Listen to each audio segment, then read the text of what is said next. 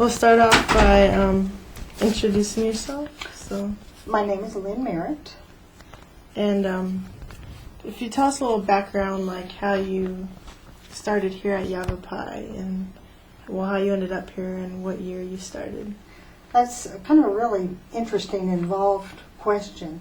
I never did apply for my job at Yavapai, but as circumstances were, the man that was the dean of students at that time was a man that I had worked for in Prescott High School. He had been the principal. And when he came to Yavapai and they started talking about different instructors, he gave me a call and said, "We'd like for you to come in and talk to us about the women's PE job." And I said, "Thank you very much. I'm not interested. I have a 1-year-old baby and I'm just going to stay home and play mom." And he said, "Fine." And he called me back about 2 weeks later. And he said, "Really would like for you to come in and talk to me about that job." And I said, "Well, I really don't think so. And besides, I don't have my master's degree yet." And so I kind of put it off. And the third time he called, he said, "Just come in and talk to me." And so I finally did. And when I left, I had a plan to finish my master's degree in about a year. And I was hired to do women's PE. So it was specifically women. At that time, women had PE 2 days a week and the men had PE 2 days a week. And when I was hired, there were actually 2 men that did the men's PE, and then I was the only one that did PE for women. Because I'm not sure if there's women's PE and only men's anymore. No, I don't think so. So that's that's No, something. it's come a long way since then, but that was 1969-70, Mm-hmm. so that's been quite a while. And when did you retire from here? I retired from here in 1994 after 25 years. Oh, okay. Where do you currently live? I have a home here in Prescott. I've stayed in Prescott, but I also have a home in Phoenix. So I go back and forth between the two. Mm-hmm. Let's see. Did you ever attend Yavapai College as a student? No. No. No, I graduated from Oklahoma State University in Stillwater, Oklahoma. And then I finished my master's at Flagstaff, NAU. So I never did go here, but both of my children and my husband all attended Yavapai. Oh, wow. So if you want to tell us a little bit about the classes, was it just women's PE? Or? It was just women's PE, and when we first started, that first year of the college, we did not have buildings, and so we used just various buildings around town. And there was a building downtown where the county courthouse, the county jail is now, that was vacant. It had been the YMCA building. Mm-hmm. And so I had the bottom part of that building, and a man by the name of Jim Burns that was head of music had the upstairs. And so I would teach downstairs to the music that was upstairs, but we never started classes until the students got there because they came from so many different places. Mm-hmm. They were out here at the VA and just all over town. And there was a bus that would bring the students to the building where I was. And a lot of times that bus was not very reliable. It'd break down. And the kids would end up pushing the bus all over town. So you just kind of started class whenever the bus got there, if it was running. Wow. Speaking of your building and stuff, how has it changed from now and what it was like back then, the school in general? Well, back then, the school, when we first got on campus, the school had the 4 main buildings that I think we still call 1, 2, 3, and 4. Mm-hmm. Of course, they've all been renovated, but those were just our main buildings. And physical education had the downstairs to building 1, and nursing and some of the fine arts had the top of building 1, and some of building 3. Building 2 was the gym. Building 1 was actually the cafeteria and the student rec, and downstairs were the business offices. Mm-hmm. And building 4 was mostly science. And so everything was just confined with those 4 buildings. Now it's just it's grown and grown and grown. I don't know my way around the campus now. Yeah, it's kind of confusing. And the parking has increased. And Tremendously. what about Prescott and Prescott Valley? Well, they've just undergone tremendous growth. And my husband and I have been here since 1964. And so we've seen the town just mushroom. And when we first moved here, there was nothing in Prescott Valley. And now Prescott Valley is almost as big or bigger than Prescott. Yeah. Been a lot of growth. I know that maybe some of the people that currently work here, did you get to work with anybody? Or I heard maybe Mike, the soccer coach. Tell us a little bit about that. That's an interesting story, too. I was actually the one that hired Coach Pantalione and brought him to Yavapai.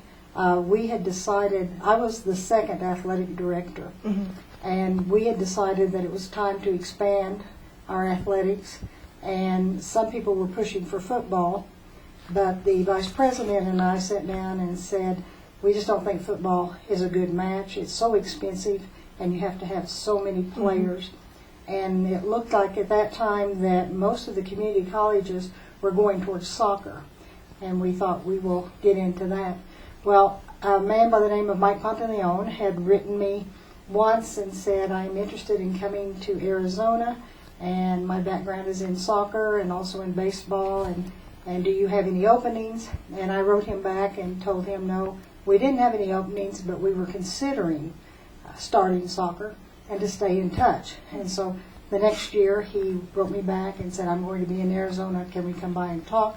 So I think Mike and I actually talked for about 3 years before he was hired, and then we brought him on the year before we actually started soccer so he could recruit and get everything in order. And then, of course, the rest of that is history with what he has done with the soccer program. So he's the first coach, and he is the first and only soccer coach that Yavapai has had. And do you happen to know his record? Or I can give you close. He's won over 200 games, and he has lost, I think, around 30. I think his winning percentages is 93%. Wow. So he has a phenomenal record, and if I'm not wrong, I think he is the winningest coach in both 2- and 4-year schools. So this was amazing that he just kind of came to you. Yeah, and he told me later that he had written to all the community colleges in Arizona, and that I was the only one that responded back to him. So I imagine the other community colleges now are pretty sorry they didn't write him back. And I think they won a championship this year again, so that's good. What about, I interviewed Kathy Schiller too. Do you know her pretty well? I was head of the department when Kathy came. Okay. So what was your most challenging experience here at Yavapai? I don't know if there was a most challenging experience. Anytime you deal in athletics, it's always a challenge. And coaches are very high energy people. Athletes are very high energy people. And I always said it's just like riding a wild horse and pulling back on the reins all the time. But I was very much a stickler for playing by the rules and doing things the right way. And so keeping everybody with that philosophy and mindset kind of was a challenge too. Also, the man who has just been hired to be the athletic director starting next year, Scott Farnsworth, I was on his hiring committee as well. I was head of the department then. And so he goes way back. Faye Matsumoto, who is in charge of swimming, I hired Faye several times, off and on, to do part-time teaching.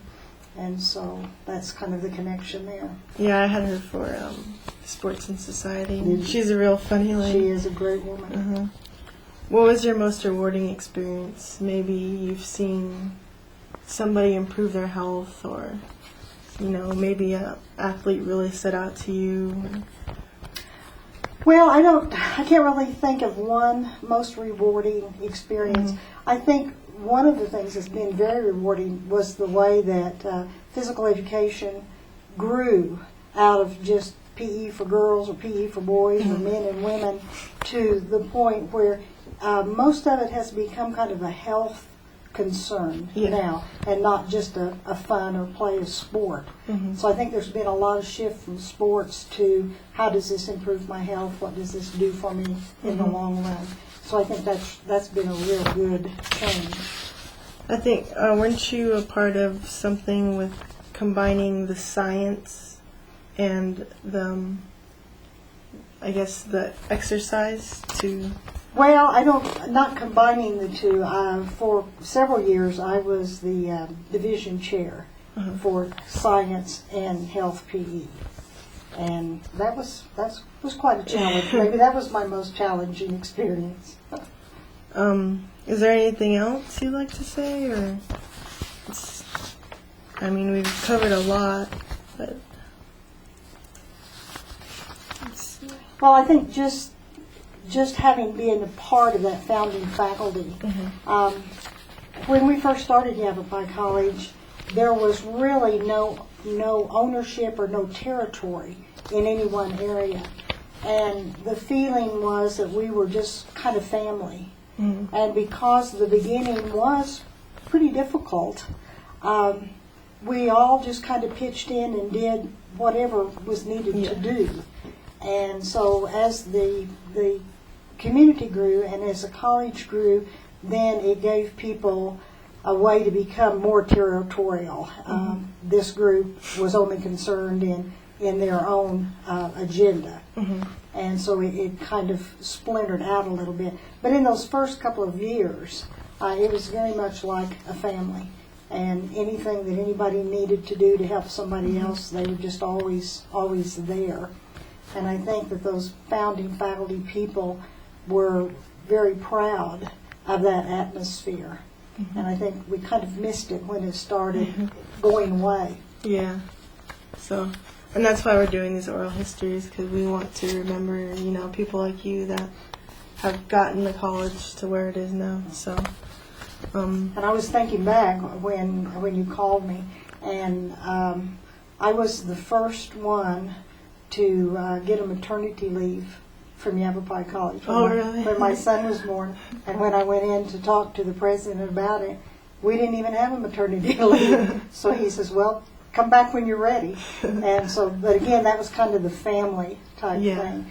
And I think I had the first sabbatical leave too. I took a semester off and went back to Oklahoma. And I did some more study at Northern Oklahoma University.